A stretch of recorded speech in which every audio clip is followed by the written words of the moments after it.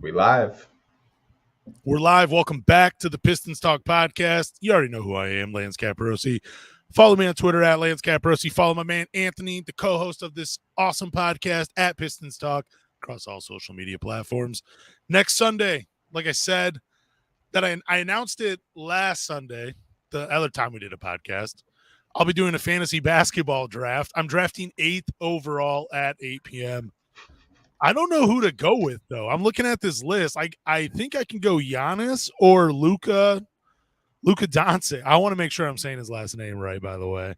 But do I go Luka or Giannis if either of them fall into my lap? Like, who would you take 8th overall? Well, I can tell you right now, Luka or Giannis is not going to be there at 8th. Dude, okay, look, here are the top 7. Here are the top 8 players according to Yahoo. Nikola, the Joker, number 1. Joel Embiid, Karl Anthony Towns, Steph Curry, LaMelo Ball, James Harden, Jason Tatum, and Tyrese Halliburton. Those are the top 5 players right now.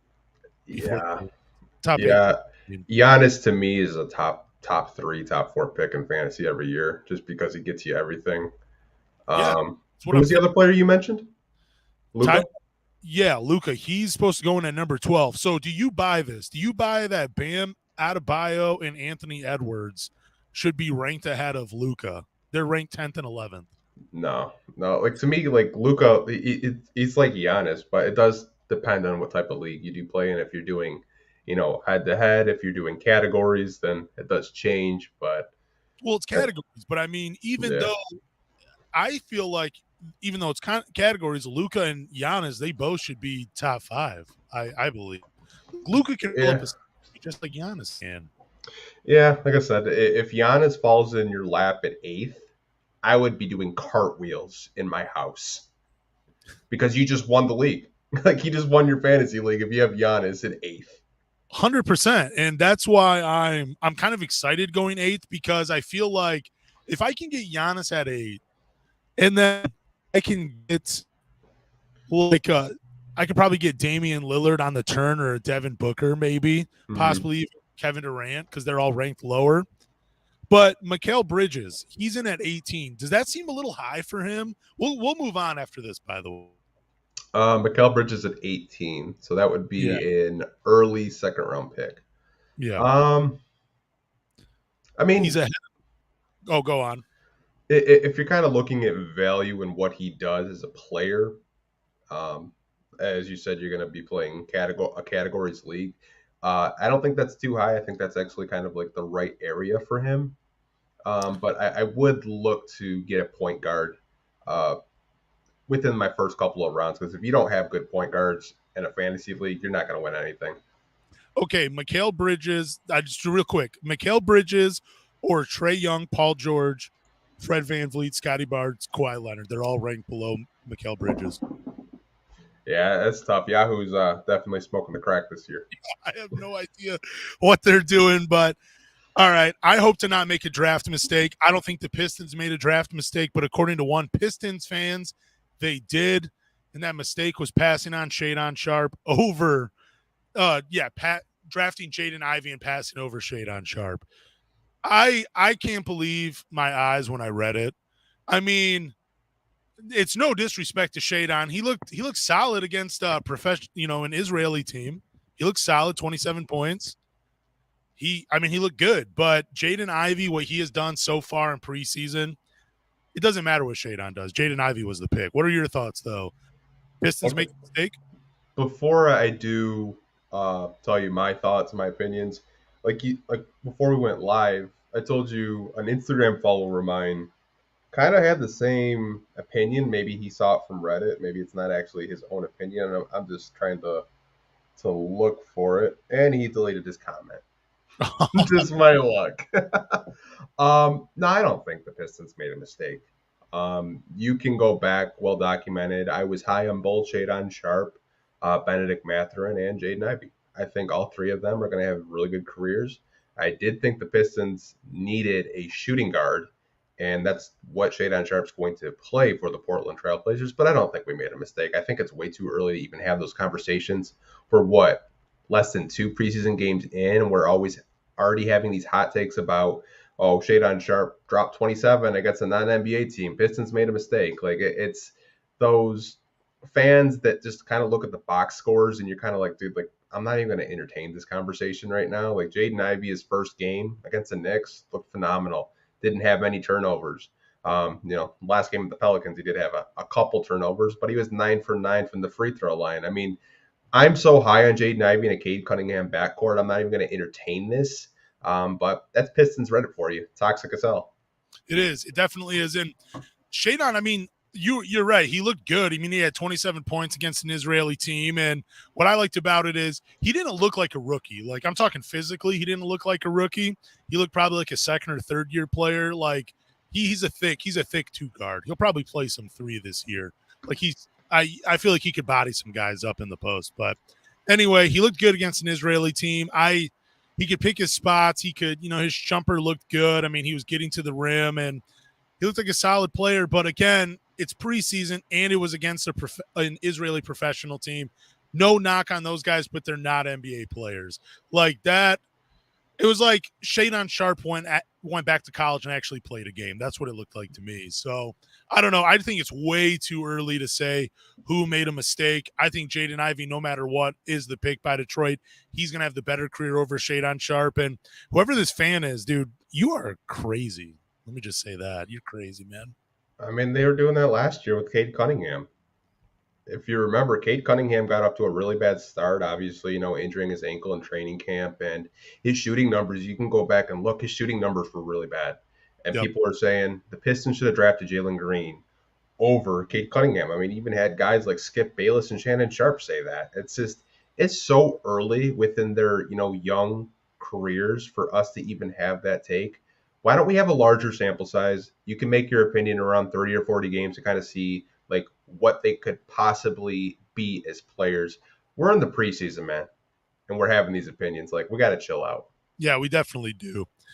Kemba Walker, though, current Detroit Piston. I had texted you and I'd asked you, I'm like, is he playing? Because ESPN app said he had 10 points in 15 minutes and like 4 rebounds and only missed like 3 shots. I'm texting you and like, dude, what the hell is going on? Is Kemba Walker really going off for Detroit right now? And then you sent me a picture of him at Boston and he was watching 2 of his former teams. But then Kemba Walker came out and said he wants to play basketball again. And then the news had dropped that the buyout offer the Detroit Pistons had given him, he said it was unacceptable. So are you really buying that Kemba Walker wants to play basketball again? I think he does. And like I said, I had to do a lot more research. I had no idea that he was still getting paid from the Oklahoma City Thunder because they waived him. He's making 27 million. He's set to make 27 million this year in dead cap space for the Thunder.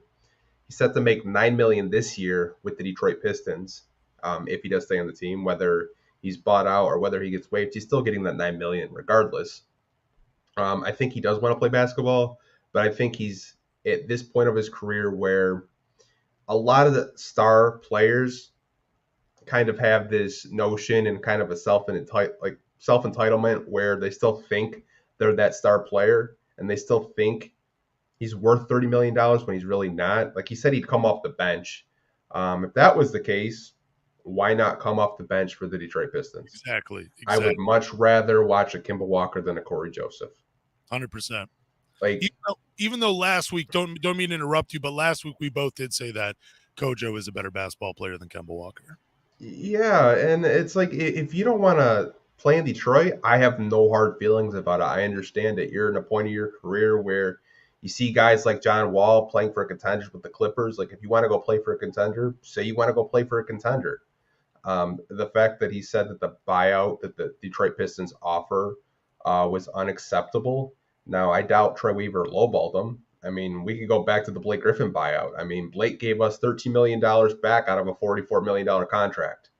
He's still getting 27 from OKC, and he's going to get $9 million with the Detroit Pistons. So either that money's already spent, or I really don't know what's going on. I just think the sooner the better. Like the Pistons have to make a decision by October 17th whether they're going to trade or waive him. So it'll be interesting to see what actually happens with him.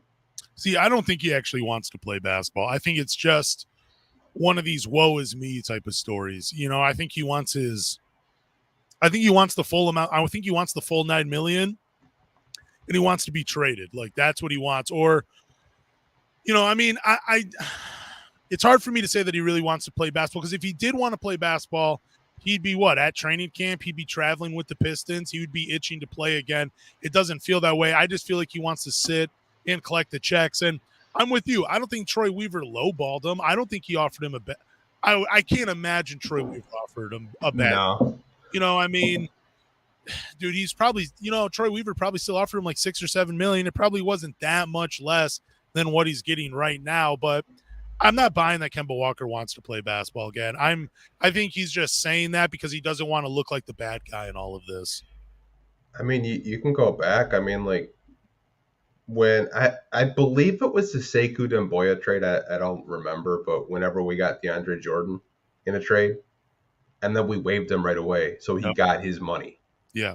So, like, for him to say that the offer was unacceptable, that doesn't really check out with Troy Weaver's track record since he's been here in Detroit. I mean, you can go back on, I think it's called is it Spotrac or SpotTrack.com? Yeah, SpotTrack, yeah. SpotTrack. Like, you can look at the dead cap space and all the players that Troy Weaver has waived or given buyouts. Like, Troy Weaver is a very fair GM, and he likes to, keep a good relationship with his players. So for him to say that the offer was unacceptable, I kind of find it hard to believe.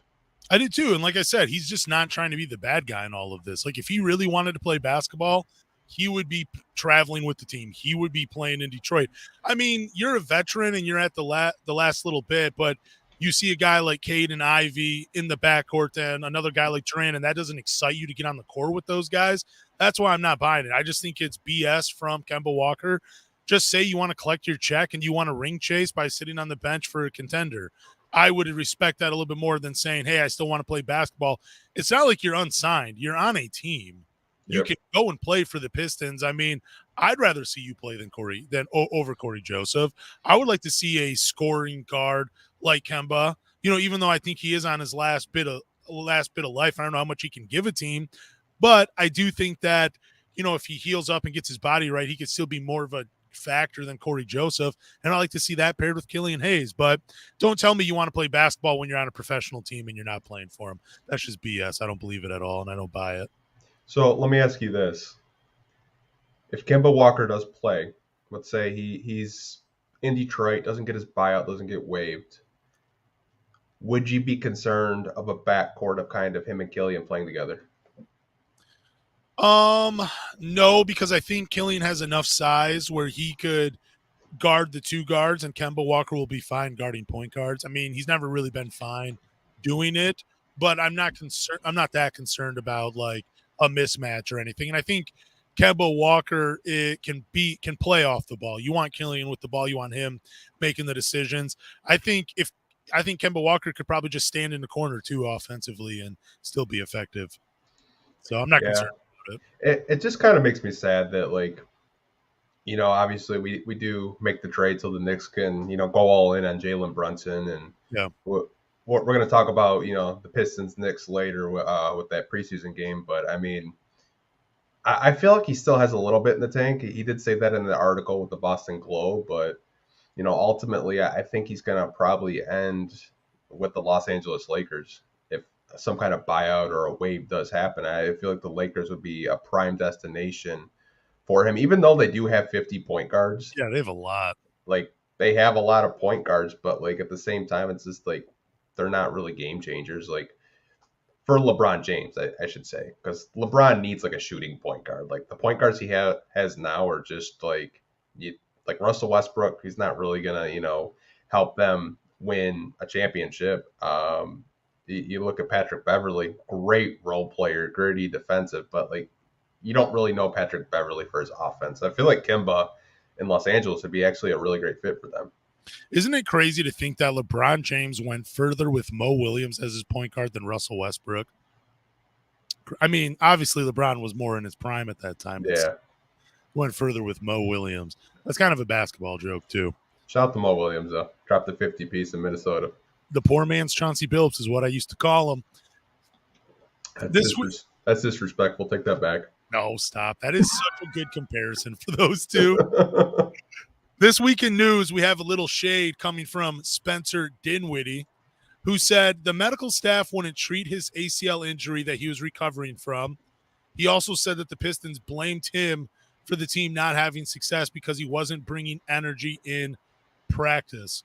All right, so let's go back to this ACL injury thing. Spencer Dinwiddie, he came out of Colorado, right? It was Colorado, not Colorado State. So I think it was one of the two. yeah, I'm pretty sure it was Colorado. I don't know. I don't think he played. I don't think he was a Bison or whatever they are at Colorado State. But anyways, he was considered a lottery pick. I believe, if I'm remembering that correctly, he was considered a lottery pick before he tore his ACL. He fell to the second round where the Pistons drafted him. Do you think the medical staff really want to treat his ACL injury, or do you think this was more of like hazing from the veterans on the team? Before I get into the hazing, I actually have a really funny Spencer Dinwiddie story. I'll share it with you guys after the end of the segment, but I do think the medical staff didn't check his ACL. It kind of checks out with during that time period between like 2014 to 2018. If you do remember, the Pistons had a very crappy medical staff. It seems like every other week there was someone getting injured or not getting treated. I mean, like, it sucks because, like you said, he was projected to be a first round pick. And in that podcast, he basically said, like, they told him to get off the table because the table was for veterans. Like, we're not treating your ACL.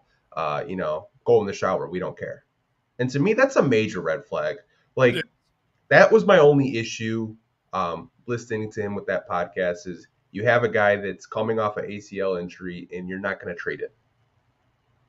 But don't you think, though, like at this point, it could be Spencer Dinwiddie blaming Detroit? Like maybe I don't want to say that he's misremembering it, but maybe he's exaggerating it. Maybe it was just one time where the medical staff kicked him off. Maybe it wasn't every time because it's hard for me to believe that a professional organization would that, especially when they invest in players. Like at the end of the day, players are humans, but they are investments by professional teams. Like there's no hiding around that. So I don't really buy the medical staff just kind of kicking him to the curb, especially when even though he was a second round pick, he was still an investment. Like they wanted him still to work out, and I don't know. I mean, I guess I haven't really heard too much bad about the medical staff. I mean, I've heard other fans complain about it, but I don't really know if any of that is true or not.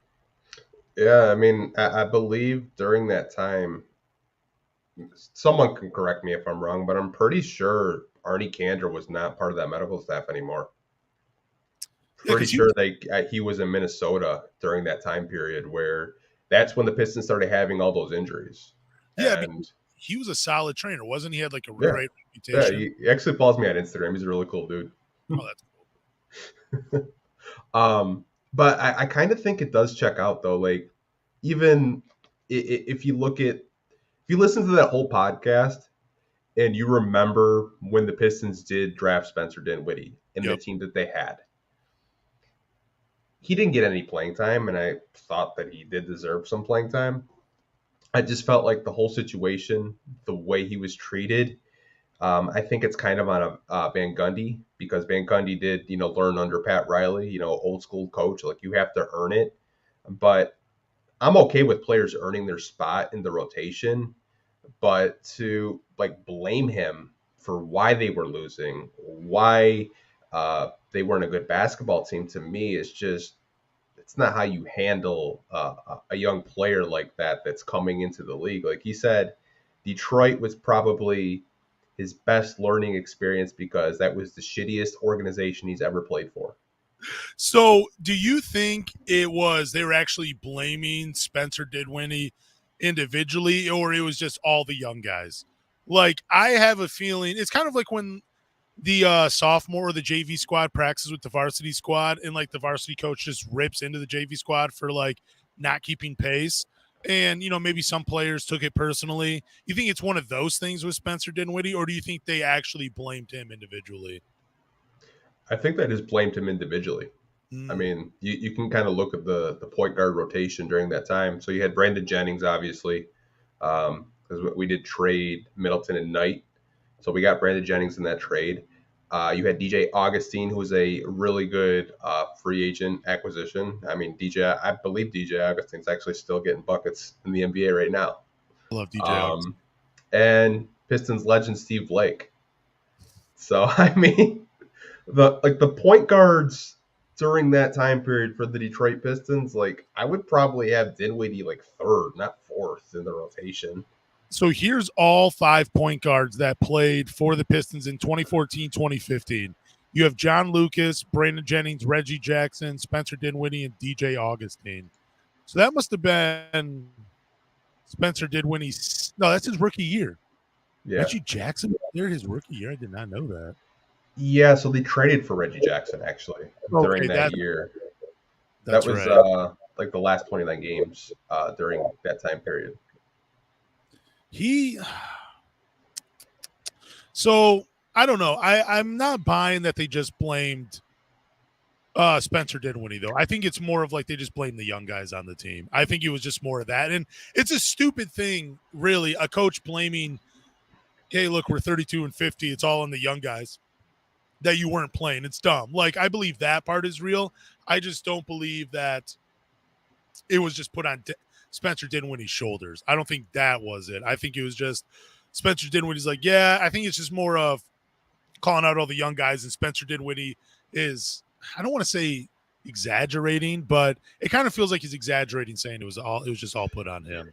I'm not buying that part. It checks out from, people that were on that team that have talked about Van Gundy. Like I remember DJ Augustine was saying that Stan Van Gundy's practices were no joke, like 3.5 hours long, and you were padded.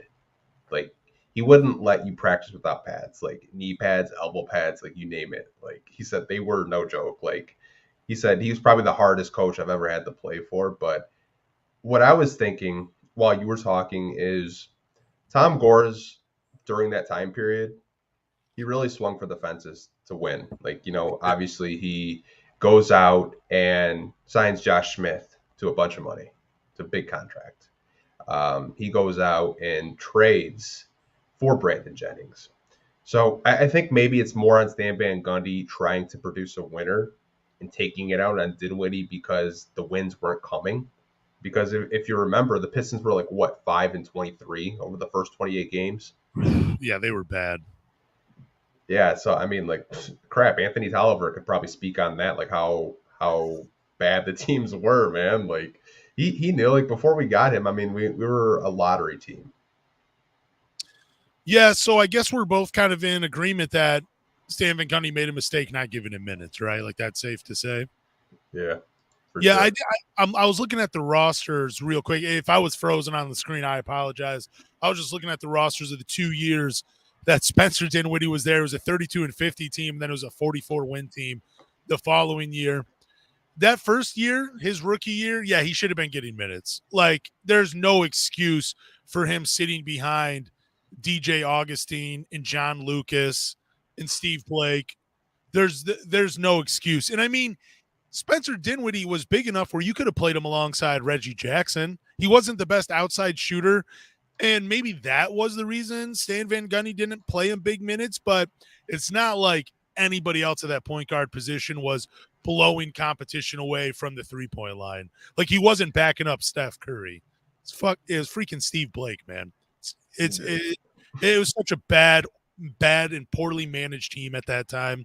What a waste. What a waste. I mean, yeah, you can kind of put it on like Chris Middleton and Spencer Dinwiddie of, second round draft picks for the Pistons, just completely mismanaged. Yeah, I mean, I don't know how much better that era would have been with both of those guys, but it would have been a lot more. It probably would have been at least a lot more fun watching them. That at least you can say that much. I don't know how tall ass backcourt. Yeah, I mean, yeah, it's huge, but I mean, I don't know how much more those two how much more you win with those two as your guys, but it just would have been a much more fun era to watch than what we got. So injuries, we're going to talk a little bit about these. Jalen Duren is dealing with shoulder soreness. Dwayne Casey said it isn't serious, but he missed Friday's game in today's practice. Also, Hamidou Diallo is dealing with a quad injury and missed practice today. Kevin Knox and Nerlens Noel got some work in today. Sounds like they're trending in the right direction. All that news comes from Omari Sankofa the second. Just wanted to fill you in on the injuries so far upcoming this week. Let's get into some preseason talk, though, man. Okay, This is what it's for all sure. about. Game 1, Detroit 96, the New York Knicks 117. Did you feel like there was a lot more transition buckets in the first couple preseason games? I felt like since they changed the rule, right, where you're not allowed to foul someone going in transition, like if it's a free basket, right? Didn't they Yeah, take it away? I believe I was watching on the Valley broadcast, and Johnny Kane and Greg Kelso were trying to break it down, but I couldn't follow it, like because they like put a graphic on it, and I was just like, yeah, I get what they're trying to do, but I still don't understand it. Yeah, well, either way, it felt like teams were trying to run and gun, and it was just awesome basketball. But anyways, let's go over some of these box score stuff. Jaden Ivey, 16.0 turnovers, 6 of 9 from the field, 3 for 3 from the free throw line. He had a great debut. Isaiah Livers, our boy from Kalamazoo, 13 points, 3 for 7 from the field, all 3-pointers, 4 for 4 from the 3-point line. Killian Hayes came off the bench, 11 points, 5 assists. Jalen Duren, 14 rebounds. Did he have a basket, or did he just have the 14 rebounds? I couldn't remember in this game. He might have had like 2 points. Someone's just like, that's such a Drummond stat line. Yeah. And then the low light, in my opinion, the worst performer of the night, Isaiah Stewart, 7 points, 1 rebound in 22 minutes. What are your quick game 1 thoughts from preseason? First 12 minutes, I felt like we were very fortunate to even be in that game. It was a 1-point game after the first quarter. Just the turnovers and the sloppy passes. I think we had like 5 or 6 turnovers within the first quarter. So I was just like, okay, if we clean up the turnovers, we can put it together. That didn't happen. We weren't really running any set plays. It was a bunch of just isolations. There's like the offense just wasn't gelling. There was no player movement, no cutting. It's just, take it up to the basket and see what happens. So that was my main takeaway, from that game is, obviously the talent is there. It's just kind of gelling and seeing where Jaden Ivey likes to go, seeing where Cade Cunningham is comfortable now since he's added all that weight, seeing where you can get Sadiq more involved in the offense where he's not taking so much mid-range pull-ups, seeing if you can work with Isaiah Stewart actually trying to catch a basketball around the rim, because that's just something that he's struggled with since starting.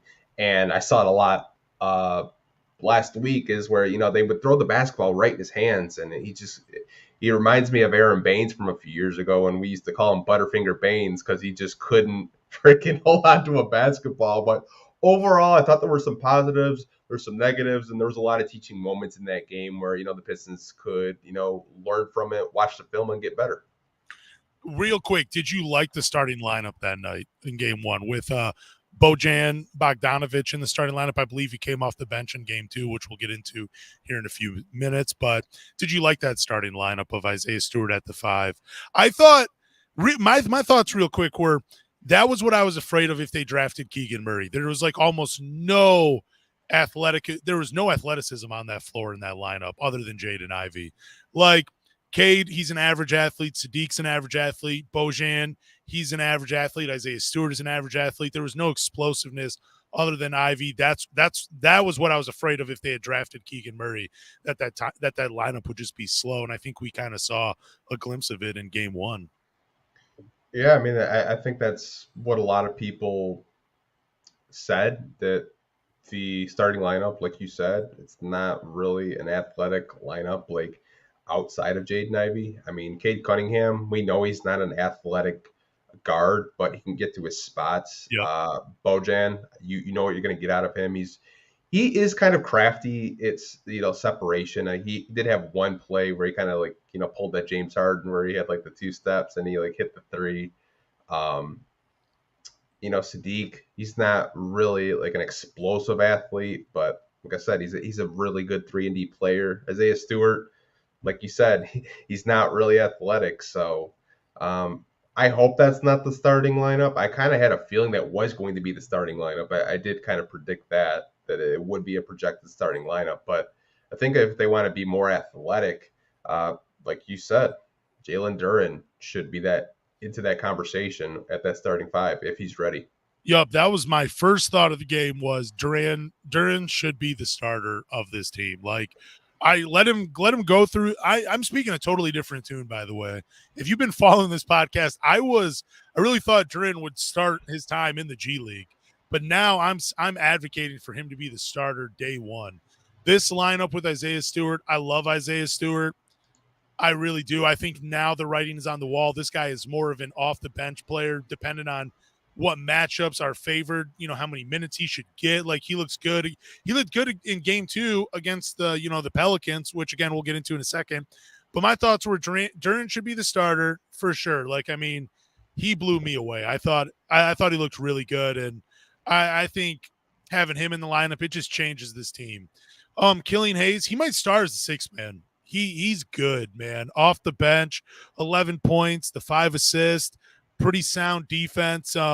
Even though he was missing some shots, he still looked confident in taking them. He had some strong drives to the hoop. I'm okay with that. Isaiah Stewart, I think he's Nick Collison. I can't say it enough. I just think if this Detroit team is the new Oklahoma City Thunder, which I have said before, Isaiah Stewart is the Nick Collison. He's going to be here for years, probably going to get his jersey retired. He's going to have a good life being the Nick Collison in Detroit. And then Ivy, he's the guy. His speed is unreal. He's probably already a top five fastest player in the NBA. Just unreal. And just his ability to get to the free throw line blows my mind, man. This might eventually be his team. That's what I was thinking watching Jaden Ivey. I'm like, you know what? Dude, he might be the guy, and Cade might be the second fiddle to him. That's what I was thinking watching these first preseason games. I might have been overreacting, though. I heard you make it. Yeah. Before we get canceled, Isaiah Stewart is not the next Nick Collison. Oh, dude, he's so much closer to Nick Collison than Al Horford. No, he's more closer to Paul Millsap. Nick Collison, man, come on, man, that's just disrespectful. Dude, Nick Collison's a freaking scrub, and you know it. I loved Nick Collison, dude. He was solid for you know what? You're gonna make me bring Nick Collison up. If I freeze on the screen, I apologize. But don't even look him up. He's a scrub, dude. I have to. Yeah, no. Career averages 6 and 5. That 910 games. Come on. Look, Nick Collison. Yes, stats wise, terrible, but he made the sacrifice, for the greater good, which was Oklahoma City building around Kevin Durant. I'm not going to let you slander Isaiah Stewart like that. I mean, come on, man. I love Nick Collison. When I saw that in the problem, he better not fucking say that. I'm definitely saying that. Good Lord, man. No, Isaiah Stewart's not that bad. I think Nick Collison wasn't that bad. No, dude, he was a scrub. He sucked. Are you kidding me? Come on. Isaiah Stewart is not that bad. He's still developing. Obviously, that 3-point shot, it does look good every time he shoots it. I think it's going in every damn time. I do think he did struggle against your guy Mitchell Robinson a little bit.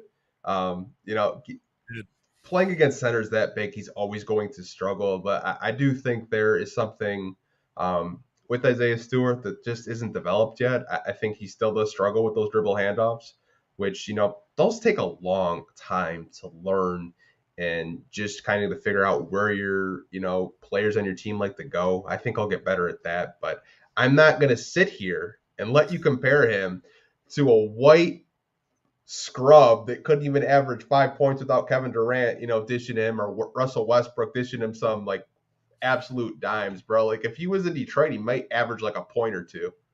Oof.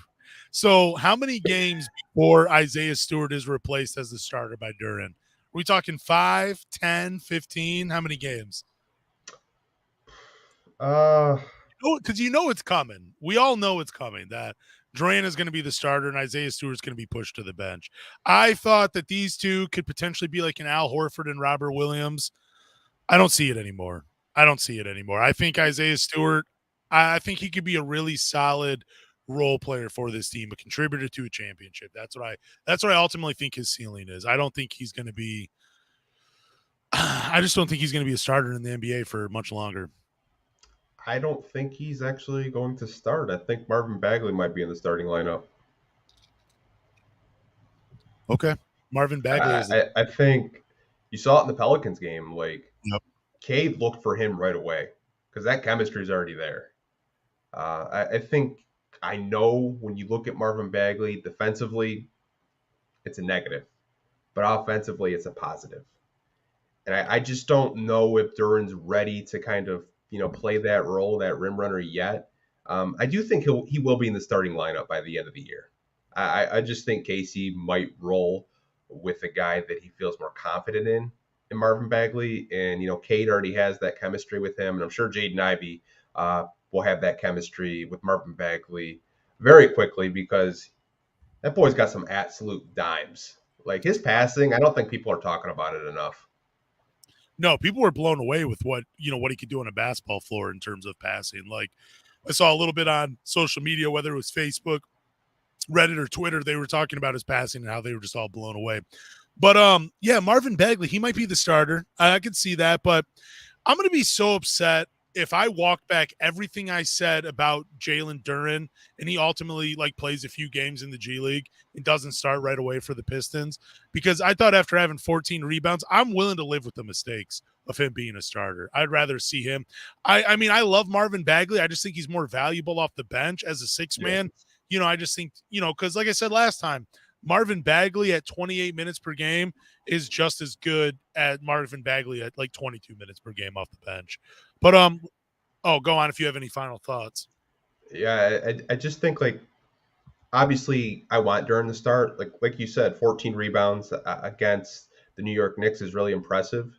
Um, but to be fair, he was just in the right position for a lot of those rebounds. True. Like the ball was just straight in his hands. It's not like he was out there crashing the glass fighting for the rebounds. He was just in the right place at the right time, and that's a shout out to him for being a really smart basketball But player.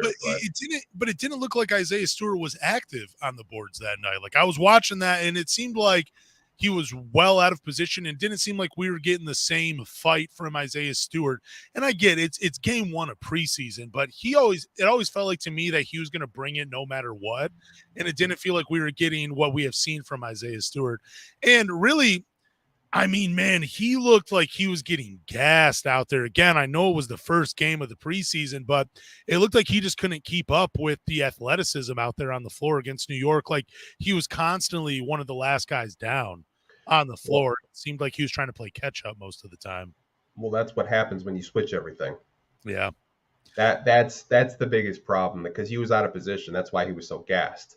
I think that's something I did want to talk about too. Is the Pistons just switching everything, and you had Jose Alvarado have a career high against the Detroit Pistons. I don't know if you caught his press conference. He said it was so predictable. I knew exactly where they were going to be. Wow. Wow. Yep. That's bad. That's bad. Yeah, no, it was more too on offense. Like when he was Cade was running down and Cade was waiting 3 seconds for him to get there to set the screen and then to go do something. I just thought Isaiah Stewart looked overmatched against the New York Knicks. But let's get into game two. Detroit 101, New Orleans 107. Saddiq Bey, he had 23.7 rebounds, 6 for 6 from the free throw line, 6 of 17 from the field. Cade Cunningham, 10 points, 8 assists, 4 rebounds. He had himself a Killian Hayes game. Jaden Ivey, 14.6 assists, 7 turnovers, 9 of 9 from the free throw line, 2 of 12 from the field.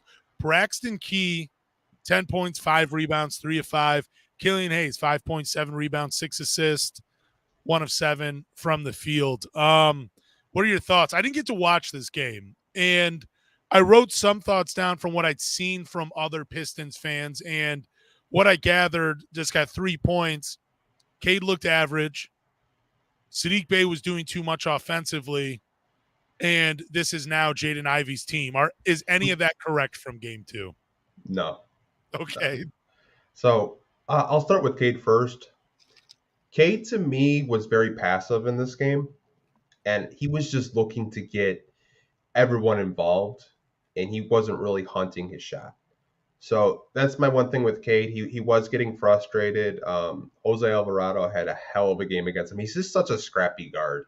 He is. I think that's one thing with Cade is when he plays a guard that's really scrappy defensively, he does struggle a little bit. Like when he went against I can't remember his name. He's on the Chicago Bulls. Give me a minute. He was drafted last year, but he had a Oh, hell of a time. AO. I don't. Yeah, Dysumer or Dasumu. yeah. Yeah, I remember he was giving Cade a hell of a time, but Oh yeah, I remember that dude. There were some great highlights from AO in that game. Like he's a fantastic player too. I'm looking forward to but him the second to get year. back to the Pelicans game, Yeah. Cade was just looking to get everyone set up. He was frustrated. There was a spot in the game where Casey took him out and he barked at Casey, so I really don't know what that was about. Sadiq Bey, he was just trying to get it going. Obviously, he did lead the team in scoring, but he also did lead the team in shots. When you're shooting 17 times and you only have 23 points, it's not really efficient. Obviously, the Pelicans played a really good defensive game. We shot under 40% for that game. So, I mean, they're just a really good team, man. So that moment between Cade and Casey was, look, dude, this is my team. You don't take me out until I tell you I'm taking out. I'm kidding, by the way. I'm kidding. But I had heard Cade looked average. I heard he wasn't really looking for his shot. So I'm glad you were able to confirm the hunting of the shots part. But Sadiq, Yeah. this is something I've been saying, dude, for a while. Like, I want him to be more of a 3-and-D guy, a catch and shoot. Give me the elite defense with the elite 3-point shooting. You will have a productive career. The Detroit Pistons will go so much further with Sadiq Bey being that 3-and-D guy versus being like, the number 2 option. You know what I'm saying? Like, I just think like Sadiq Bey hurts this team trying to do too much offensively. And then the Ivy's team, I'm not buying that yet either. I No. was joking a little bit about it when we were talking about game one, but that is something that I saw from fans was that this looks like Jaden I's team, no longer Cade's team. But what else were you like? Was there anything else from game 2 that you kind of noticed, or was it just kind of one of those meh games? I think what I noticed was the starting lineup. Obviously, you started Isaiah Stewart and Marvin Bagley. Yeah, I think Casey may do that when they play bigger opponents, because obviously you're going up against Zion Williamson and Jonas Valanciunas. So I mean, those are two big guys as it is. yeah. I thought they actually played pretty well together. Marvin Bagley had a pretty good game. Isaiah Stewart had his moments, but I did like that. To your Sadiq Bey point, I know we did talk about this before the podcast. Is I don't want the Pistons to try to force him into being something that he's not. Yeah. And what I mean by that is I think Sadiq Bey, where he thrived, was being, like you said, a 3-and-D player. Saw a lot of mid-range shots, him trying to force it. Obviously, I want to see him get to the basket when teams do run him off that 3-point line. But my thing is, if the shot's not there, pass the basketball. Yep. Like, don't try to force something that's not there. And I just worry that the Pistons are going to try to develop him into like this 3-level scorer when obviously it's not there yet. I think he can be a 3-level scorer with more, developing more reps. But if the Pistons want to win basketball games, he's going to have to do what he was doing his rookie year, is just being a really great 3-and-D basketball player, and just get back to the fundamentals and the basics. Like, don't try to complicate things. Exactly. So let's get into these questions. Are you worried about any player after these first 2 preseason games? Worried, I wouldn't say one particular player. I would probably say Isaiah Stewart. I'm a little Yeah. bit worried about. And again, trying to force him into something that he's really not yet. I don't think he's ready for the dribble hand up offense yet. I just don't think it's there. I think that it takes a lot of practice and a lot of time, and he's not the strongest passer right now. And I think if you're really going to rely on dribble handoffs, Nerlens Noel is probably your best passing center right now. Wow. That's crazy. That is. Yeah, I mean, like, wow. pay attention when we get in a pick and roll set and he's trying to do the dribble handoffs. Like when we had Mason Plumlee here a few years ago, one thing I really appreciate about him was just the way he could set up the dribble handoff and find the open man. And I just don't think it's there yet for Isaiah Stewart. That's the only thing I'm really concerned with. Obviously, the switching is really annoying, but hopefully we don't switch everything all season long because it'll be a long ass season if we're switching everything defensively. Yeah, I'm not worried about anybody too. I've kind of already shared my thoughts on Isaiah Stewart. I think I know where he's going. I think the player I'm most worried about is Sadiq Bey because again, it's just fans have this expectation of him, and I remember just being destroyed on Twitter and other social media platforms just for throwing out the idea of possibly trading Sadiq Bey, like getting as much as you can for him right now when there's still an unknown about him. I think that Sadiq Bey is closer to his ceiling than we're giving him credit for. I'm just worried that he's going to be playing too much out of a role. Like they're going to be putting him in. Like I'm with you. I think they're going to be having him play way too far out of his role. Like just scale it back and have him do less because sometimes less is more. And I think that's the same thing for Sadiq Bey. But who impressed you the most so far? Like who are you most impressed by this preseason?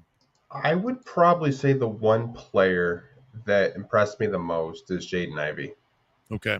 I think obviously, the first game not having any turnovers, getting to his spots, getting to the rim, even though Mitchell Robinson was just blocking him like crazy. Like the fact that he wasn't scared to go at Mitchell Robinson after he blocked his shot a couple of times. I love that confidence. I love that mentality of just like, you know what? No, I'm still going to go. I don't care if you're Mitchell Robinson. I don't care if you're one of the best shot blockers in the NBA. I love that mentality. Obviously, the passing, dude, like him and Killian are going to be on Sports Center this year with some of these dimes that they can just set up. So, was really impressed with Jaden Ivey and your boy Isaiah Livers. Was Yep. really impressed with him. I felt like he really was playing great defense out there. He did have a couple bad passes in the Knicks game, but he did bounce back in the Pelicans game. That putback dunk was absolutely nasty. Was not expecting that. The 3-point shooting is there. Like I said, I think him and Hami are going to be battling for that, that bench spot coming off the bench this year. Watch Isaiah Livers start over Sadiq Bey at some point during the season. I am so invested in Isaiah Livers being a good NBA player. I can be wrong about every other thing in my life. Just let me be right about Isaiah Livers being a good basketball player in the NBA. That's all I want.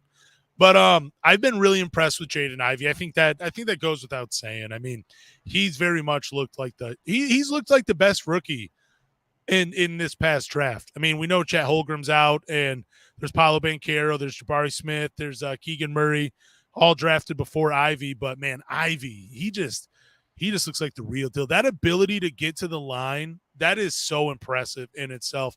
And I've been impressed with Killian Hayes. I've always been on the fence with him, especially after his rookie year. Like, do I want to keep investing in Killian Hayes? Do I want the Pistons to let him go? But it seems like he's getting so comfortable coming off the bench, and I've been more impressed with that. He looks, even though his shot isn't falling, he's still looking for his shot. That's probably been the most impressive thing about Killian, though. But this is a question for you, because you said this last week. Do you think the Pistons are a 36-win team still? So it's hard for me to say this after watching 2 preseason games, but Yeah. I think the more they play and the more they gel together, with Ivy playing the way that he does, I still feel that they can get around that 35, 36 win mark. I still feel confident in that, and if I'm wrong, you guys know I will address it. I will die on this hill. I, again, think they're a 28 to 30 win, maybe even possibly 32. But I'm going to go ahead and say they're closer to a 28-win team this year than a 32-win team this year. I'm not buying them having I just don't think we're going to see a lot of wins this year. These two preseason games, they really opened my eyes. And, again, I hate to overreact to preseason, but, yeah, dude, they opened my eyes. It's going to be a long year in Detroit.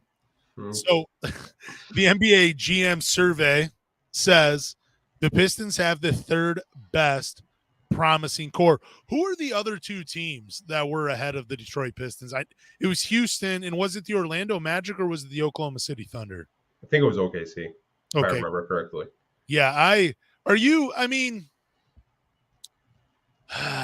this is going to be tough to say. Do we think the Pistons really have the 3rd best promising core in the NBA? I mean, after Cade and Ivy, you got Durant. He'd probably, I don't know. It just kind of seems like after these first two preseason games, again, not trying to overreact, but like that gap from like Cade, Ivy, and Durant to the rest of everybody else on this team, it's pretty steep. And I just don't think this core is as promising as I thought it was a couple episodes ago. Well, if Ivy pans out and he's that player where, maybe he's John Morant like, Yeah. yeah, I think they do have the third best young core. I mean, they're also in that survey, they said Jalen Duren was the steal of the draft for the Detroit Pistons. They said that during the Bally Sports Detroit podcast, we're doing a podcast. I thought they were doing a podcast during the when they were playing the Knicks or the Pelicans or something like that. So that was actually really encouraging to see that, Troy Weaver got his guy, and a lot of GMs thought that he was the steal of the draft.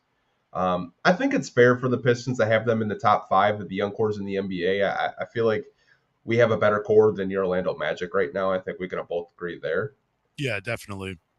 I think where you look at the top cores, you're looking at OKC, you're looking at Houston. I absolutely love Houston's core. I think a lot of Pistons fans don't want to give Houston credit, but they draft some really great players over there. I mean, Jalen Green, Sengun, who I'm really high on. Josh Christopher looks solid too. Josh Christopher, who I wanted, dude, I did too. I absolute dog. I mean, Jabari Smith. I think a lot of people overreacted to Jabari Smith. He looks like a phenomenal player, like a multi-year All-Star with the Rockets. Like, even though I'm a Pistons fan, like I can admire the Rockets the way they draft and their core, and they're going to be a really good team for years to come. Yeah, I don't know who they just played. The game 1 of preseason after I watched the Pistons. Maybe it was game 2, but I was watching the highlights, and yeah, the Houston Rockets look like a fun team, dude. They're worth league pass in itself. Like just after those, whatever preseason game I watched, those highlights, I'm like, dude, I'm all in on Houston. Like that is going to be a fun team to watch. I mean, I'm definitely picking the Pistons over them, but yeah, they have a really promising young core in itself. Houston's going to run into that problem where they have too much talent at one point. That's going to be their biggest problem. But I don't know. I guess after those, let's get back to the Pistons, the third best promising core. I don't know if the core is still Cade, Ivy, and Duren. Yeah, they're the third best promising core.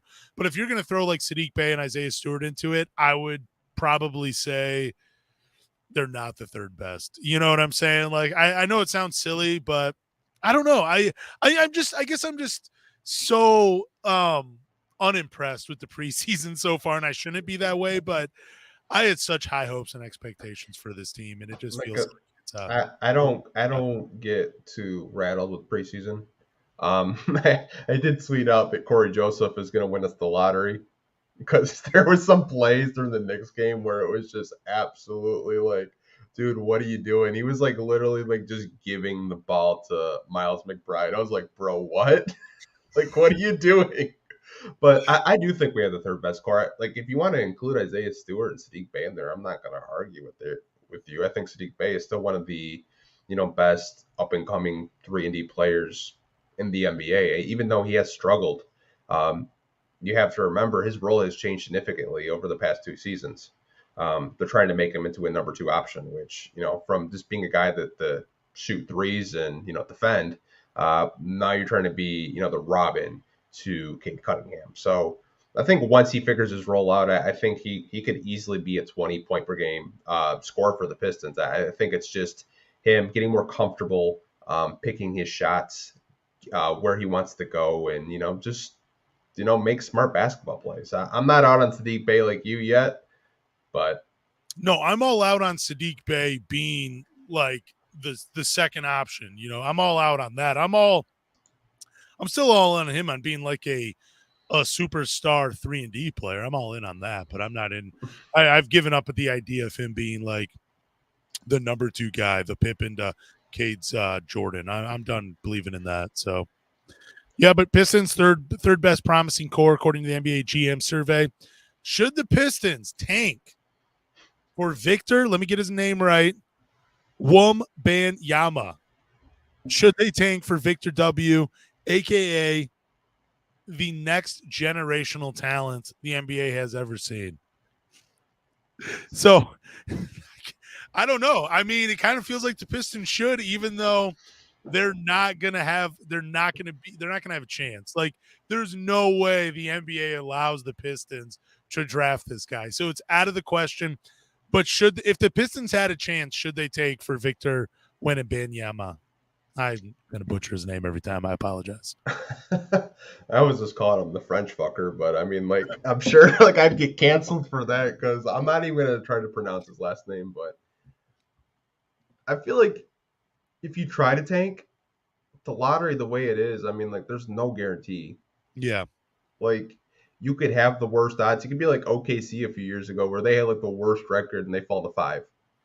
Like, it happens. Like, I still think Utah is getting that pick regardless of what the records are. I think because Utah's going to be a crap ass team anyways. I've already told you my conspiracy theory with the NBA and draft lotteries and all that stuff of losing 2 stars like that. I mean, they did it for the Pelicans with Zion. I mean, that's just the way the NBA is. Whoever gets them, man, that their franchise will turn around right away because this is probably the most hyped prospect I've seen in probably the last 20 years. The last time I've seen this much hype was the LeBron James draft in like the early 2000s. And some people are saying he's better than LeBron James already, which is absolutely nuts to me. The fact that the media is milking this like crazy. Like, I literally listened to an ESPN podcast this past weekend, and it was just all about, Victor Wembanyama and how NBA teams are gearing up to tank. Like, OKC's already got a head start. SGA's already out. The season hasn't even started. Like, OKC is already preparing to have a front court of Chet and Victor. It's ridiculous. It's ridiculous, dude. I feel like, though, man, dude, I don't even want to say it. Yeah, but I mean, it kind of feels like we're watching another tank here, though, right? Is that what it feels like going into this season? I think you're going to see teams that I'm not sold on Chicago making the playoffs.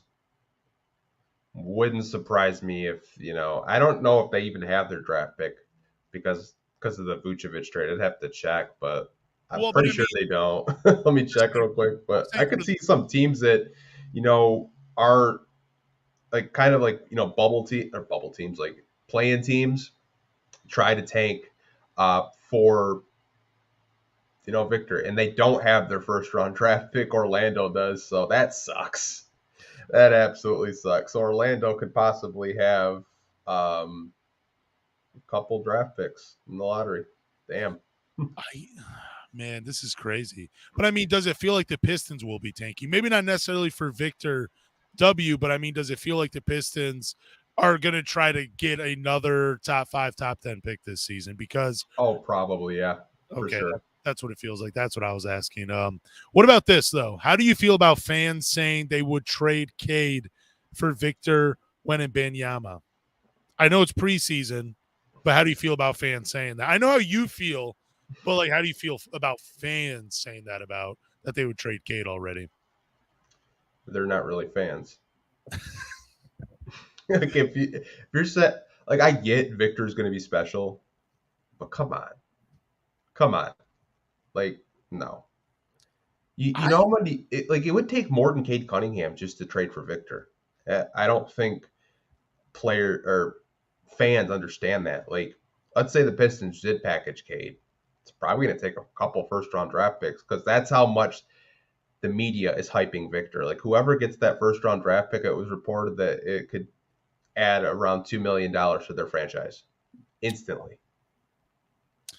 I don't know. I mean, I get what fans are saying. I get what Pistons fans are saying. Like, if you had the opportunity to draft the potential next great one in Victor W, and all you had to do is give up Cade, I don't know. I might do it.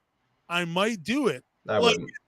And it's just because I look at it in the sense of like, All right. I mean, I look what Victor W can bring to my team. Like he could bring winning, but he can also bring what you were just saying, the money that comes with it, like the media attention that comes with it, the national games being played. Like people are going to want to watch this kid play.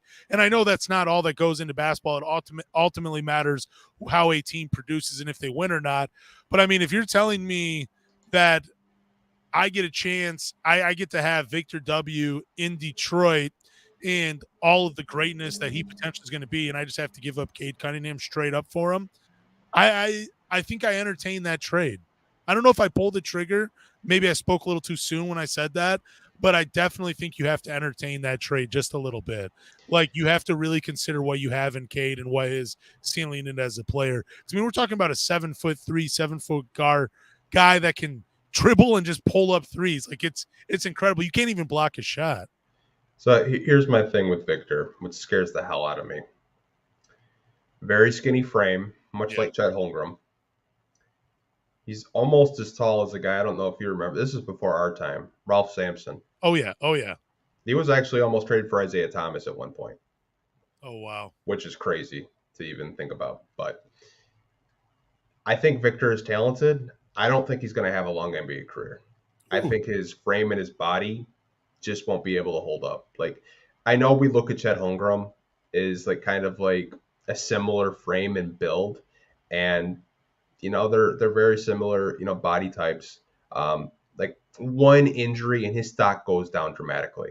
Like, Absolutely. yeah, he's tearing it up right now, but like if you're an NBA team, that's something that's probably in the back of your mind. And when I look at Cade Cunningham, to me, I think Cade Cunningham could have a 15 plus year career in the NBA.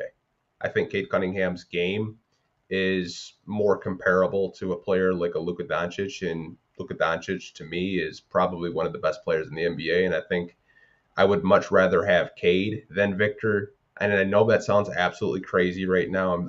People will probably call me an idiot, but I'd rather have Cade knowing that I have a guy that I know can stay healthy and, be on the basketball court and actually have a long career versus a guy that's like, what do you say, 7'2", 7'3", He's huge. really skinny. Like all it takes is, something to snap, like an ACL to snap or him, tearing something. Like that's what scares the shit out of me when I look at a Victor Wembanyama. So See, I'd rather have Cade. That's just me though. outside of injuries for Victor W, the one weakness in his game, at least for me, is his rebounding. I think he only had 4 rebounds in the game that he played against Scoot Henderson. Like I don't think he got more than I think he had 4 rebounds in the game. Like he had 34 points, I believe, but the rebounding was kind of weak. He seems to be very perimeter oriented. Really, I mean, Victor W, the thing is like again, like I don't know if I trade Cage straight up, but I definitely entertain the trade because I think about the possibility because even if I get 9 years of Victor at his absolute, which I think most people think is probably a top 5 player in the NBA. And I mean, if you're getting that even for 9 years, you kind of have to entertain the idea of trading your best player for that, even if it is just 9 years. But if he's one of the absolute best in the NBA, I think you have to take it. Like that means Yeah. more to me than a guy just being a multiple time All-Star for a decade plus. But Yeah, I what do mean I? it's hypotheticals. Like we don't really know what Cade's gonna be, when Victor's gonna be, like, you know.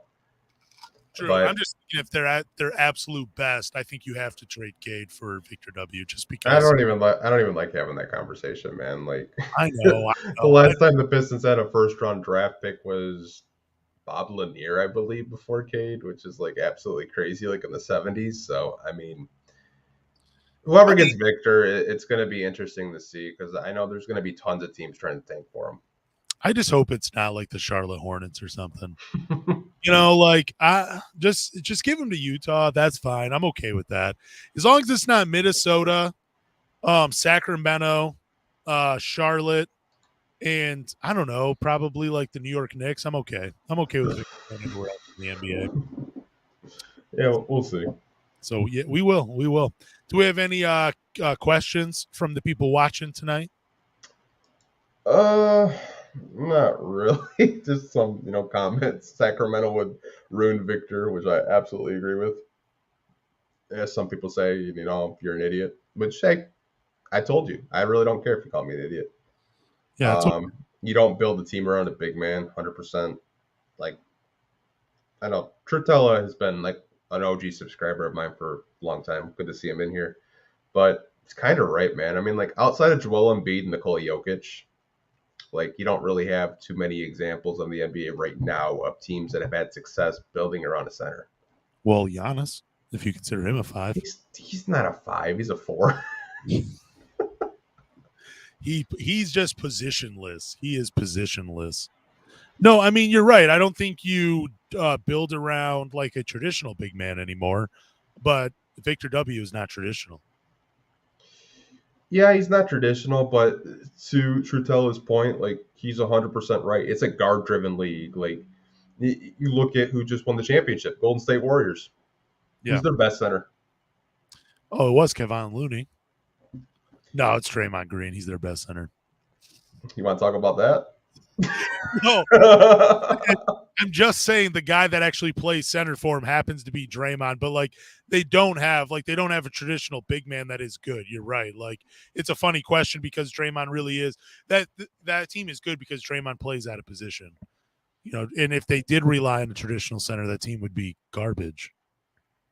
Yeah, it's like I said, you look at teams that have playoff success, like it's not really dominated by like a center. Like Joel Embiid to me and Nikola Jokic are the two best centers in the NBA, but they struggle to get to the conference finals.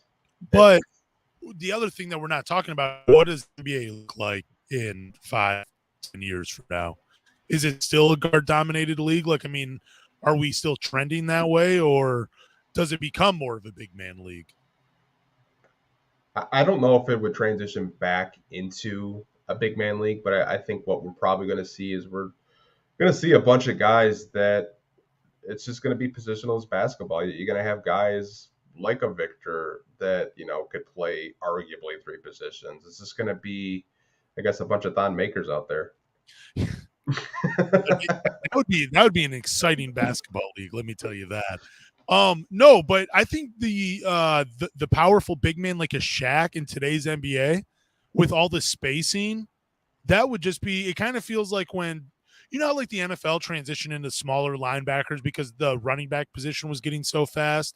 But now that the linebackers are smaller, you're just starting to see like a guy like Derrick Henry come back, like that big, powerful back. That's just huge because now it's an advantage to have one of those guys. I feel like the NBA could eventually start moving back to where it is having an advantage, having a big, skilled 7-footer that you could put on the block and get you two. And the bonus is that he could shoot the threes because there is so much more spacing in the NBA. But I don't know. Maybe I'm just talking out of whatever. Yeah, so we do have a couple questions. Obviously, people saw the Draymond Green and the Jordan Poole drama over the weekend, or this week, I should say. Jordan Poole probably said, "When is Tuck coming?" But this is a question from Ronnie the God. Hypothetically speaking, what would you give up for Jordan Poole if you would give up anything? On this current Pistons team, Yeah. I don't know. I'm not giving up Cade, Ivy, or Duran. Like I guess if Golden State would take like, I don't know if they wanted Sadiq Bey for Jordan Poole, I might take it. I don't know where Jordan Poole fits in all of this, but I think from a talent perspective, Jordan Poole is probably the more talented of the two. So I think I would trade Sadiq Bey for him, but I would rather just keep the current group of Pistons because I don't know where Jordan Poole fits in what they're doing right now. Yeah. The only problem with the Warriors is they're going to be in such cap space hell over the next like 18 months because they have to pay Draymond Green. Yep. They have to pay Jordan Poole. They're still paying Clay and Steph. Even though Wiseman is still on a rookie deal, that could cost them upwards to $15 million in the luxury tax. Jeez. They could save $50 million if they cut Wiseman right now. That's insane. Yeah, like they're going to be in cap space hell. So hypothetically speaking, what would I give up for Jordan Poole? Obviously, like Lance said, I wouldn't give away Cade, Jaden Ivey, or Duran. But we're going to have more cap space, so maybe I could, give them a player that's on the cheap. I think, would you mention Sadiq Bey possibly? Yeah. I mean, you could that could be a player like Sadiq for Jordan Poole, and maybe you throw in some salary fillers to make the contracts work because he's gonna probably get a similar deal to what Tyler Hero got. But I don't really know if you want to do that if you're the Pistons while you're still rebuilding. Do you really want to pay a guy over $100 million to come off the bench and shoot threes and play some defense? Well, I was just gonna say, like, if Jordan Poole buys into being the sixth man, like, I mean, Tyler Hero, I mean, he's a valuable player off the bench. Like, he's a 20-plus point scorer. And if Jordan Poole can do that, I don't know, man. And he could close games for you with Cade and Ivy. Yeah, I'd probably consider I would consider trading Sadiq Bey and like Killian Hayes and maybe some other filler for him. I'd do it. I would keep I mean, yeah, I think Sadiq Bey is probably the most talented player on the Pistons roster that I would give up for Jordan Poole. Yeah, it's see that this is the problem because a lot of people, if you are watching on the YouTube chat thread, we do appreciate that. Drop a like on the video if you are watching. But here's the problem with Jordan Poole right now. He's getting $100 million regardless of where he plays. Yeah. Tyler Hero can get $100 million, so can Jordan Poole. I feel like Jordan Poole right now is actually a better player than Tyler Hero. Ooh. And I just think when you look at a player of his status, you're going to have to pay a player like that. Some people are saying that they'd love to get Kuminga, they'd love to get Wiseman. Shit, like I think you could kind of take advantage of the Warriors being in such cap space hell right now. Like they have a lot of good players on their team that I wouldn't mind having on the Pistons. I would like Jonathan Kuminga. I think Modi Moses too, because I think I don't know. Yeah, they do got a lot of players, man. That's a good question, man. Let me just say that first. That really got us talking. Yeah, Moses Moody, I absolutely love. I was pretty high on him in the draft if we didn't get Cade, but we got him, so I don't really care about him anymore. Here's another question: would Bey and Stewart be enough for Poole? I mean, yeah, because I think Isaiah Stewart could potentially thrive, kind of like how Kevon Looney thrived in the Warriors. He's a better outside shooter than Kevon Looney, though. He can't catch as well, but I mean, I don't know. That would make sense. What are we all on Jordan Poole for right now? He's kind of a weird name that people are throwing out. You know what? I've actually seen it over the past probably 6 months, and probably because he's a Michigan guy. And then you kind of have that John Beeline connection where, you have Isaiah Livers. There was talks of the Pistons. Now, this never kind of like went anywhere, but there was talks that the Pistons might trade for Caris LeVert at one time, which I wouldn't hate. I mean, I like Caris LeVert, but I don't want to pay him all that money. But, you kind of have that Michigan connection with the Pistons right now. So I think that's something that Pistons fans look at. They look at Isaiah Livers. Like Isaiah Livers and Jordan Poole off your bench. Talk about 3-point shooting. Dude, splash. Detroit would be playing in a water park with all that shooting. All that 3-point shooting. I had to put that comment on there. That's so true, man. I didn't even know what Jordan Poole did. I thought it was so funny because someone said Draymond Green sounded like an abuse, like a father that was abused by his kids or something like that. Like, the father is like, I only hurt my kids because they hurt me. Hurt people, something like that Draymond Green said. And I don't know. I just thought with Draymond Green, did you hear what he had said about Jordan Poole months earlier, how he knew Jordan Poole was going to be successful in the NBA because he liked to talk trash, but then Draymond Green can't handle the trash talking from Jordan Poole? Dude, it's irony. It's apparently how that whole fight started is Jordan Poole was talking about how the new contract he's going to get and saying how he's going to get all this money, right? And I guess that's what kind of sparked that whole if you want to call it an altercation, a fight, whatever, because like obviously Draymond Green has the contract that Jordan Poole wants right now, and they're both eligible for a contract extension. So I think Draymond Green kind of got in his feelings a little bit and just sucker punched him. Yeah, it was a stupid punch by Draymond Green. Such a stupid thing to have in professional sports, man. I get it, man. There's feelings, tempers, everything, but so stupid just to hit someone like that. You have no idea. Like, dude, I won't even get into that. Never mind. But yeah, that was stupid by Draymond Green. Absolutely stupid. It's just funny, man. Like, there's so many fights that don't get documented in practice Yep. that like we don't even probably see or hear about.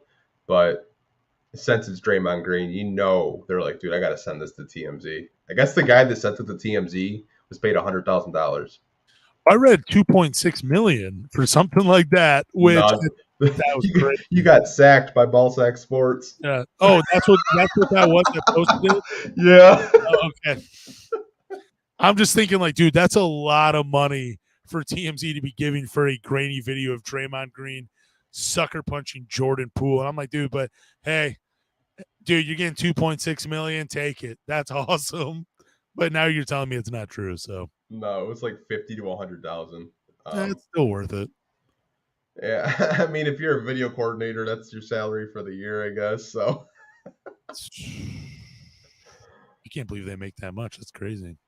yeah, it is crazy, man. Like it's I'm still laughing at it because like the fact that Draymond just like sucker punched him, like so that whole thing, like I actually thought it was funny that like he just overreacted and just decided to punch him. I just thought it was just a stupid fight. Like when I saw the video, and then when you hear about like what it was, because Jordan Poole is just kind of making fun of him, it I don't know. Draymond Green, dude, he's such a silly human being. I just don't understand that, man. I really don't. For sure. Maybe Poole will put his hands up next time someone shoves him.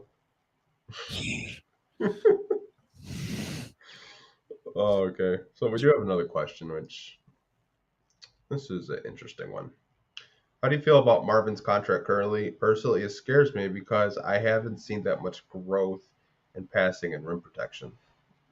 Yeah, I don't think Marvin Bagley's ever going to be a good shot blocker, and I do think offensively he's more of a black hole, and I don't mind him being a black hole because he's really good around the rim, and he's an efficient post player, and I think he could be a good six man. So I'm not really worried about him passing or rim protection. I know why he was brought in. He was brought in to score the ball for Detroit. Yeah. And that's really all you're going to get for Marvin Bagley. So I thought the contract was fair when he signed it. Thought it was fair. Yeah, I wasn't like too against it. I think I said, before he did get signed, I was comfortable with the mid-level exception or around 11 to 12 million dollars. I think it's fair also. I do think, we were talking about like what his role is, whether it's starting, coming off the bench. I think if he's coming off your bench and he's a lob threat, that's all you can really ask for out of Marvin Bagley. Like he's not going to be a lockdown defender. He's not going to be 2.5, 3 blocks a game type of power forward center. That's just not his game. He's more of an offensive player. Like I always say, he's a niche player to me because you can play him in certain situations, and there's other situations you just can't play him at all because he's just going to hurt you defensively. But I think if you're worried about him protecting the rim and passing, then yeah, I would be pissed off too if I'm looking at a $12 million contract over a guy that doesn't play any defense. Up exactly. I don't know. For being an offensive guy, I didn't think the contract was bad, and I'll leave it at that. But I mean, if you were hoping for him to be, the rim protector or whatever, I don't know. He never really was. Like I don't think he's ever been that on any level. Yeah. He's always just been a scorer and a lob threat. So, yeah, and I think 12 million is fair for him. Now, if we're talking like 15, 18 million, I would just be like, yeah, he ain't worth that. Not right now. But as just a scorer off the bench, I mean, he gave us 14 and 7 in 18 games last year for Detroit. That's worth 12 million a year. For sure. So this is actually a really good question. I don't think we've talked about this before. What rookie draft outside of the lottery is your dark horse rookie of the year? Okay, I gotta look this up real quick. Yeah. So like that's an interesting question. Obviously, Man, outside of the lottery? yeah. I Um, don't. I don't know, man. That's actually kind of like my dark horse for in the lottery would be Dyson Daniels. Um, outside of the lottery, I'd have to think about it. So I don't know if you've got it pulled up yet or not. no, I'm looking at it right now, and I think your money that if you were gonna put if you're gonna gamble on someone winning the rookie of the year outside of the lottery, so lottery goes to 14, right? Yeah. So basically, we're looking at Mark Fifth. Williams, Yeah. AJ Griffin, Terry Eason. No, I don't see that. Dalen Terry, no idea. Um, I would probably say, ooh, out of the lottery, this would be tough, man. Um, it would have to be a bad year for rookies if Walker Kessler won it out of the lottery. Yeah. Like I think someone in the lottery is gonna win Rookie of the Year, but if I had to put my money on someone winning, it would probably be AJ Griffin. I was gonna say I'm not saying Walker Kessler. That would just be crazy. But Marjon Beaucamp from Ohio State. No, not him, not him, not him. My bad, my bad. Malachi Branham. That's why I was looking at both players, but Malachi Branham from Ohio State, drafted by the San Antonio Spurs. Yeah, because I now they have an opening at the guard spot without Dante Murray there. So I think Ty Ty Washington's another guy that kind of went under the yeah, radar. saw his name too. Yeah, I could. Well, for rookie of the year though, I don't know. I just don't see anybody winning it outside the lottery. Outside of the lottery, this really isn't that impressive of a draft class. Just looking at the names. Yeah. I I mean, don't dude, know, man. It's like I still think Paulo Banchero will probably win it. Honestly, him or Jabari will probably win Rookie of the Year. I just I don't think Jaden Ivey will get the love. Plus I he's in plus he's in Detroit. Like if he was in another city, probably. But I mean, no, you got Keegan Murray too. Like Keegan Murray might win it. This like averaging like 12 points a game in Sacramento because he's not no, going to be on a winning team. dude, it's totally going to be Ivy this year, just because the NBA fucked up and gave it to someone else other than Cade. They're going to make it right by giving the rookie of the year to Jaden Ivey. We know this. You That's think so? oh yeah, oh yeah, 100%. I think Ivy has this in the bag. I mean, dude, he's getting more love going to the free throw line than Cade had. That's going to be a big thing. Like Ivy's already getting respect because Cade didn't get any last year. The NBA's making up for it this year. I'm putting money down on Ivy winning. Outside of injury, Ivy's winning Rookie of the Year. Yeah. So Confident. the only reason why I said Dyson Daniels is he kind of reminds me of Scotty Barnes a little bit. Like obviously defensively, really good on the defensive end of the floor, but offensively, Scotty Barnes is a way better player than Dyson Daniels. I just think the NBA is gonna look at the Pelicans. They're gonna be winning. Like, don't be surprised if you start seeing a Dyson Daniel for Rookie of the Year campaign by ESPN guys. It's just so predictable by them that I feel like he's gonna probably be within like the top six in Rookie of the Year voting. Oof, that's crazy. You know how they are though. Yeah, no, I mean I do, but I don't know. I mean, did Dyson Daniels look that impressive? Offensively, no. Defensively, yes. Okay. Defensively, he looked like a guy that could guard 1 through 4. Woo. Dyson Daniels. No, I'm going to put all my money on Jaden Ivey winning Rookie of the Year. There's no doubt about that. How much money is that? I mean, I only like to gamble like normally at the beginning of the gambling season, which is week 1 of the NFL. After the first game of the season for me, it's just $150. That's all I ever put into it. I haven't even gambled at all this year, but I just do 150. That's it, and I call it good. And I was able to buy a 7-game ticket pass for the Pistons last year because of it, for 2 tickets a game. So Yeah, bro. Tickets have skyrocketed since we got Cade and Ivy. I don't even want to talk about what what the price of the tickets are to sit in the same spot this year. It is unreal how much Well, money it let's costs. talk about it because some people that are watching don't go to Pistons games, so they don't know how Okay, bad Piston tickets are.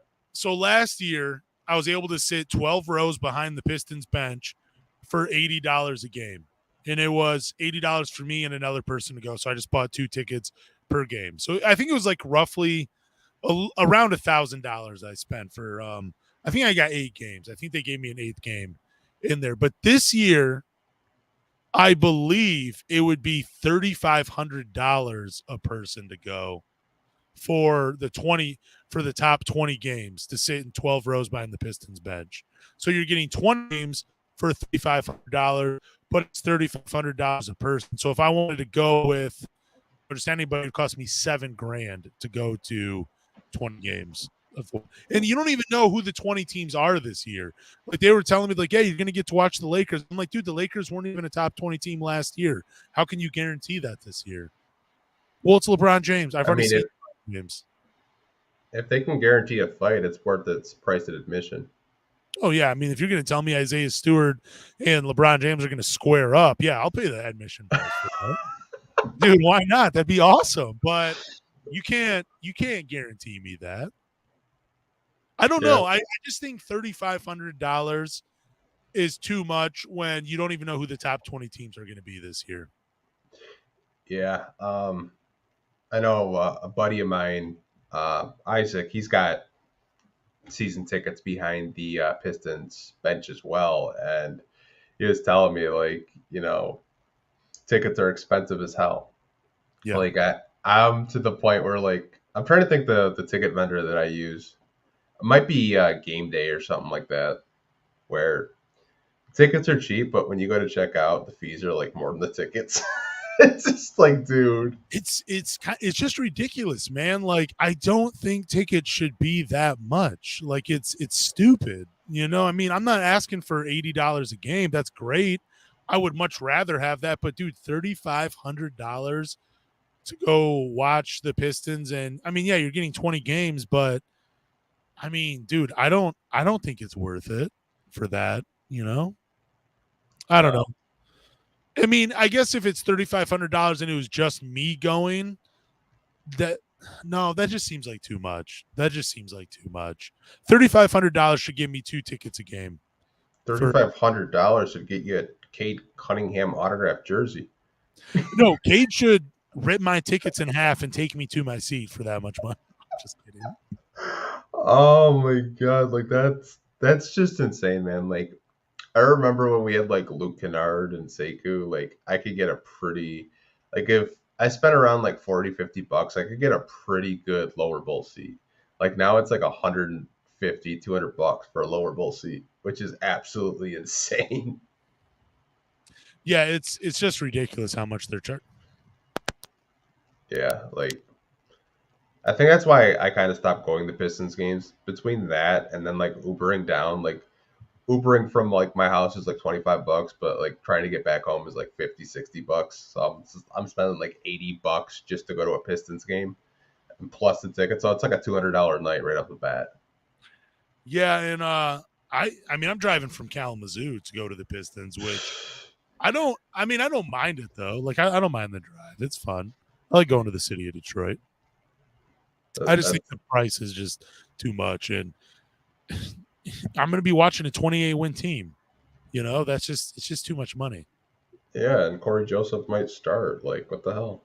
bro. Yeah, and I mean,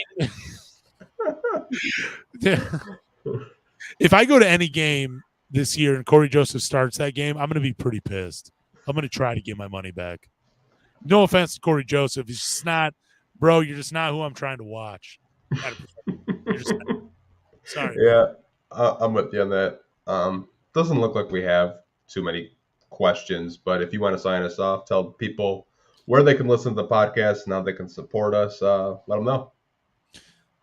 Thank you guys for listening to the podcast. Follow me on Twitter at LansCapROC. Follow my co-host Anthony at Pistons Talk across all social media platforms.